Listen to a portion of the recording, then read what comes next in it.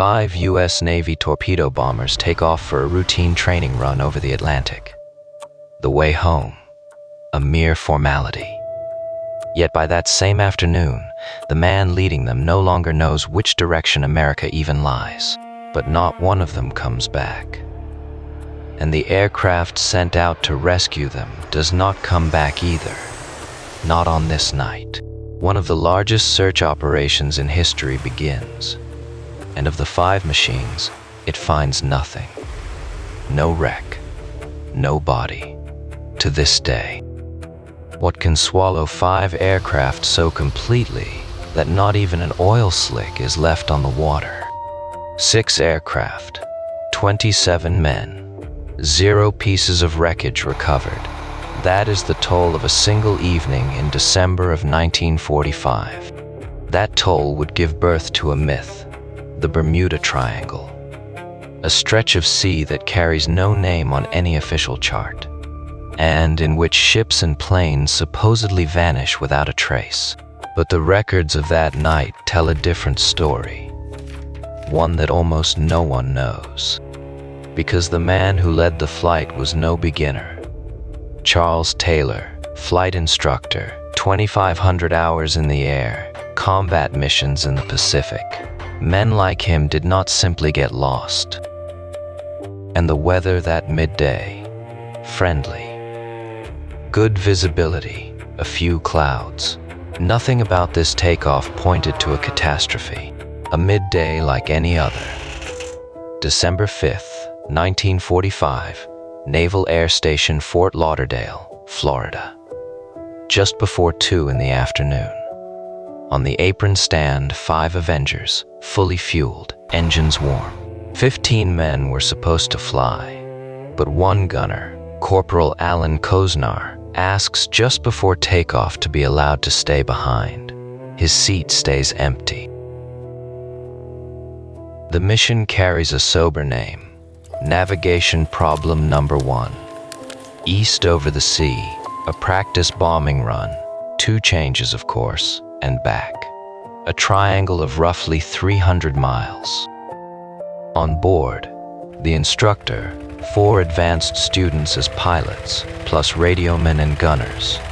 For most, it is one of the last training flights before graduation. But minutes before takeoff, the flight plan changes.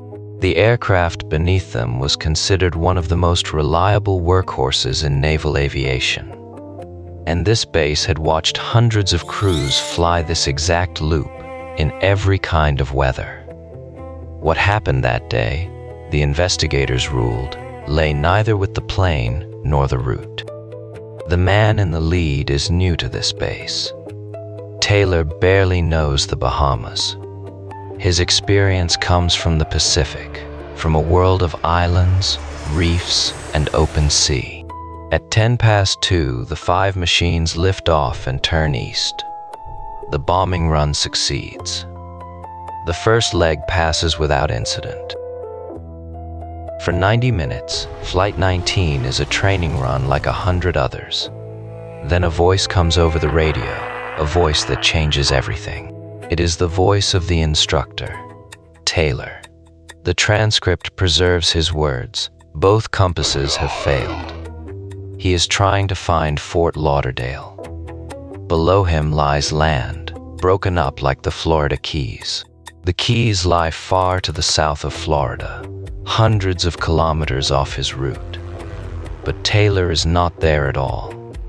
He is over the Bahamas, exactly where he is supposed to be. What happens in that cockpit can only be guessed from the records. A pilot loses his instruments and reaches for the landscape of his memory. The Pacific had taught him to read islands. This time, he reads them wrong. Each Avenger carries around 335 gallons of fuel, enough for a good 5 hours. The math is simple, but merciless. By around 20 to 8 that evening, every tank is dry. At 4:15, another instructor, who happens to be airborne, radios advice. Put the sun on your left wing and fly north. But by now, Taylor believes something else. He imagines himself over the Gulf of Mexico, blown off course, and orders heading 045, northeast. Northeast means out onto the open Atlantic. With every minute, the flight drifts further from the coast it is so desperately searching for. Around 5 o'clock, a winter front reaches the area. Rain squalls, gusts up to 120 kilometers an hour, visibility dropping towards zero, and the headwind devours fuel. At 10 to 6, the coastal stations manage what the pilots cannot. They locate the flight. A radio fix, position 29 degrees north, 79 degrees west, north of the Bahamas, east of the Florida coast, far out. The coast now knows where Flight 19 is, but Flight 19 never learns it. Taylor refuses to switch to the emergency frequency. He does not want to lose his students in the radio chaos. The information that could save them never arrives. Shortly after 6, the ground stations hear a voice from the flight. No name, only despair. Damn it, if we would just fly west, we would get home. West, damn it. The line does not come from Taylor, but from one of his students. 5 cockpits, a growing doubt, and still no one breaks from the formation. Discipline holds the flight together, and holds it on course into nothing. At 20 past 6 comes Taylor's last recorded order. All planes close up tight. As soon as the first drops below 10 gallons, we go down together. Down together. Onto a December sea at night, with waves of several meters. And every one of these men knew, an Avenger barely floats a minute after it hits the water. At 4 minutes past 7, the stations catch a final signal. No more sentences. A faint carrier, hum, fragments, almost impossible to read. Then nothing. By 20 to 8, the account is settled. Somewhere in the dark north of the Bahamas, 5 aircraft must have gone down on the water. 14 men, a heavy cold sea, pitch black night. No distress call comes anymore. But this night is not over yet. At 27 minutes past 7, a flying boat lifts off from Banana River Base, a Martin Mariner, 13 crew. Their mission, find the flight. The men on board know the risk. It comes with the job. 3 minutes after takeoff, the flying boat reports in one last time, routine, nothing unusual. After that, radio silence. At 10 to 8, the crew of the tanker Gaines Mills sees something that is no later invention, a fireball in the sky. An explosion. Flames, 30 meters high. On the water, fuel burns for 10 minutes. The tanker changes course at once and searches the burning sea. The crew finds an oil slick, fuel, churned up water, but not a single survivor. So the Mariner did not vanish without a trace. It exploded in front of witnesses. The pattern was familiar to the Navy. Crews called this type the flying gas tank because fuel vapors collected in the hull. A single spark was enough. That same night, destroyers and Coast Guard ships put to sea. They search in heavy swell, in total darkness, for a glimmer of light, a life raft, a flare. The sea gives them nothing. In the days that follow, hundreds of ships and planes comb the area, one of the largest search operations the US Navy has ever mounted. Of Flight 19, it recovers. Not a fragment, not an oil film, not a single body. After 5 days, the search is called off. Ships, aircraft, search parties on the beaches, everything was deployed. Nothing was found. No signal, no trace. In Fort Lauderdale, families wait for news in these days. The Navy can give them only search bulletins. No names, No certainty, no place. How do you tell a mother there is not even a wreck? The Navy does what institutions do. It investigates the case. The report of 1946 delivers a hard verdict: pilot error. Taylor had misjudged the situation. In the record stand the words, mental confusion. For weeks, the board hears witnesses, radiomen, air traffic controllers, instructors, meteorologists. Hundreds of pages of transcript are produced. An answer to the decisive question stands on not a single one of them. In the end, one sentence remains, and it satisfies no one. Then a woman writes a letter to the Navy. Catherine Taylor, his mother. Her argument is of disarming simplicity. You have no wreck. You have no bodies. You have no proof. The Navy relents. The official verdict is changed into two words that will make history: cause unknown. Cause unknown. What was meant, not provable. What was understood, inexplicable. With those two words, the Navy itself opened the very door through which the tale of the deadly triangle would later march. Pilot error, the weather, or something that stands in no file at all? Write your answer in the comments. 5 years after that night, in September 1950, a reporter for the Associated Press bundles several post-war losses into a single story. Ships and planes, gone as if through a hole in the sea. The story strikes a nerve. 2 years later, a magazine for the paranormal draws the first map, a triangle between Florida, Bermuda, and Puerto Rico. 12 years after that, the child gets its name, the deadly Bermuda Triangle. Then comes the year that changes everything, 1974. A book turns it into a global phenomenon. The Bermuda Triangle by Charles Berlitz sells almost 20 million copies. Atlantis, energy crystals, holes in time, all of it between two covers, and all of it told as fact. Television follows, documentary after documentary, and the inventor of the triangle simply backdates the first eerie incidents all the way to the year 1840. Why? The older the curse, the better the story. But when researchers check the book's cases against the original records, it falls apart. A freighter, in Berlitz large and vanished in calm seas, was in truth half that size and demonstrably sailing into a storm. A sailing ship, supposedly lost in the triangle, was drifting in the Pacific, on the other side of the world. The pattern repeats, case after case. A storm disappears from the story. A date slips.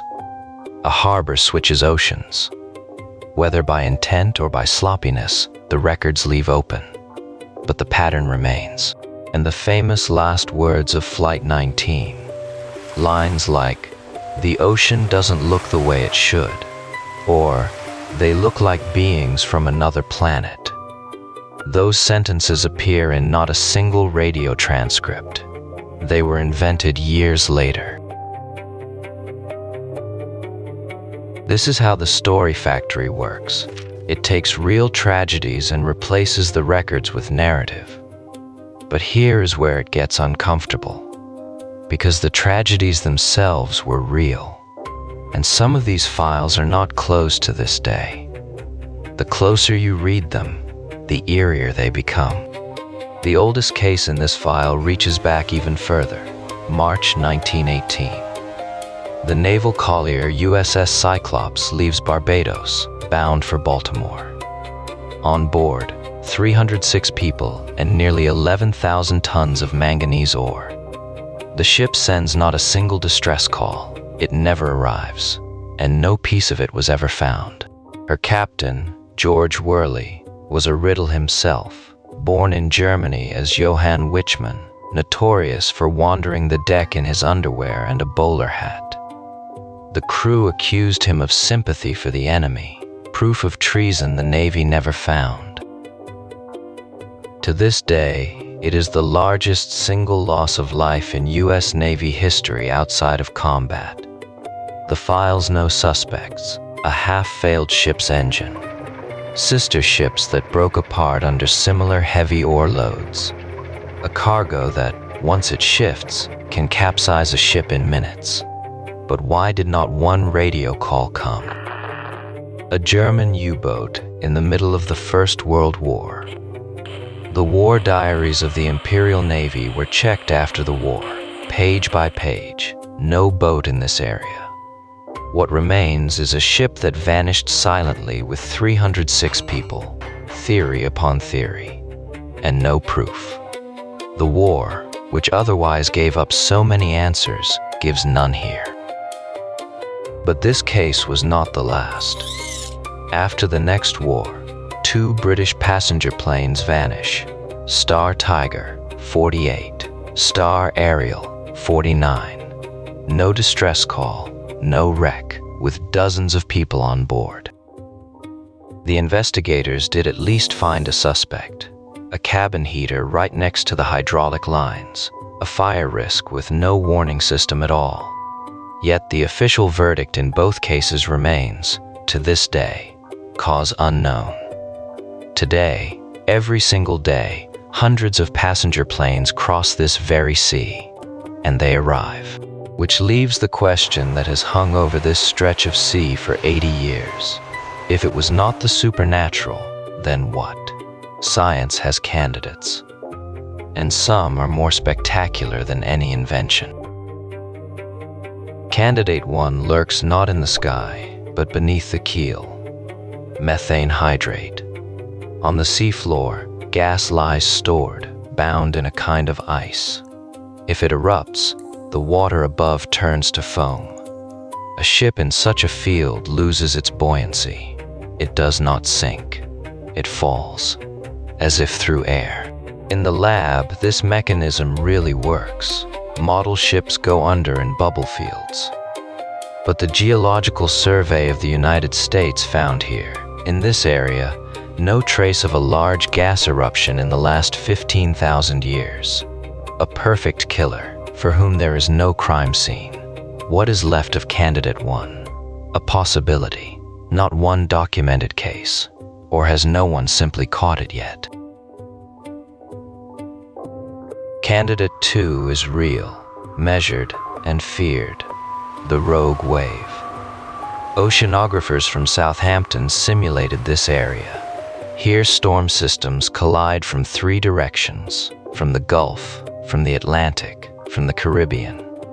If their waves happen to pile on top of one another, for minutes a wall of water forms, up to 30 meters high.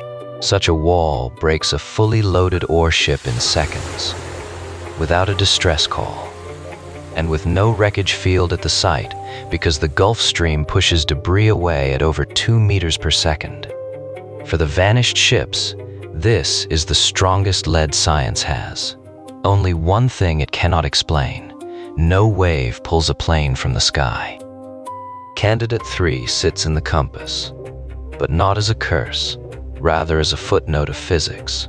Through this area ran, back then, the line on which magnetic and geographic north fell exactly together.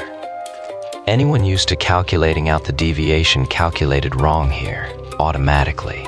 No magic, just navigation. But in a world without satellites, such an error led far out to sea.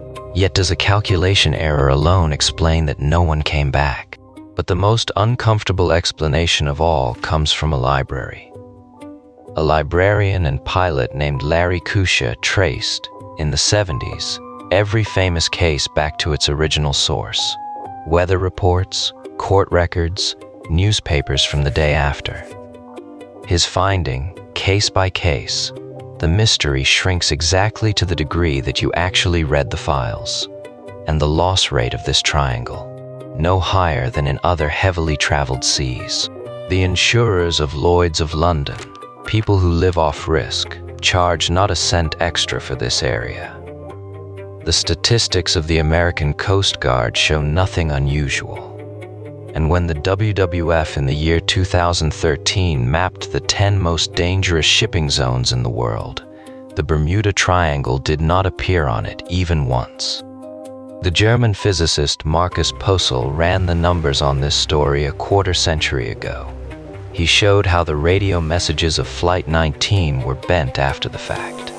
Today, every year, well over 100,000 ships and planes cross this area, guided by satellites. They do not vanish. And still, one question remains that cannot be calculated away. Where are they? 5 torpedo bombers do not dissolve into nothing. Somewhere, on some square kilometer of seafloor, they must be lying. Then the answer seems found at last, 1991. A deep-sea team led by the engineer Graham Hawkes reports 5 Avengers at around 230 meters deep, not 20 kilometers off Fort Lauderdale. Close together, 5 machines, as if to order. The world's press holds its breath.